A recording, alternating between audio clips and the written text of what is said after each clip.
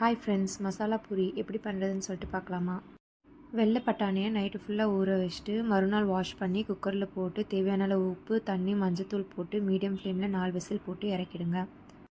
மிக்சியில் கொஞ்சோண்டு சோம்பு போட்டு ஃபஸ்ட்டு சோம்பை அரைச்சிட்டு அதுக்கப்புறம் ஒரு கைப்பிடி அளவு உடச்ச கடலை போட்டு நல்லா நைஸாக பவுட்ரு மாதிரி அரைச்சி வைங்க.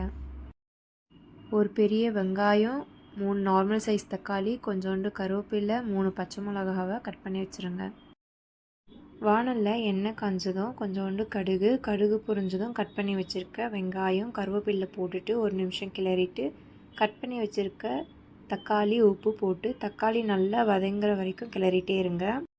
தக்காளி நல்லா வதங்கியதும் கொஞ்சோண்டு வெறும் மிளகாய்த்தூள், தனியாத்தூள் போட்டு 2 நிமிஷம் கிளறி கொஞ்சோண்டு தண்ணி ஊற்றி அடிப்பிடிக்காமல் இருக்க ஒரு கொதி வரும்போது அரைச்ச மசாலா தண்ணியில் கலந்து ஊற்றி நல்லா கொதிக்க விட்டு வேக வச்சுருக்க அந்த பட்டாணியை ஊற்றிட்டு உங்களுக்கு தண்ணி வேணும்னா இன்னும் ஆட் பண்ணி நல்லா கொதிக்க விட்டு மல்லி இலை தூவி அந்த கேஸை ஆஃப் பண்ணிவிடுங்க.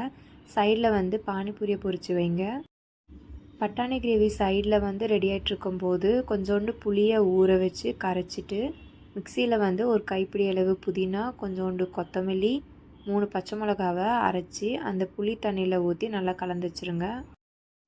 நீங்கள் பூரிக்குள்ளே இந்த ஸ்டஃபிங் மாதிரியும் சாப்பிடலாம், அப்படி இல்லைன்னா பட்டாணியில் இந்த பூரியை உடச்சி மிக்ஸ் பண்ணி கூட சாப்பிடலாம்.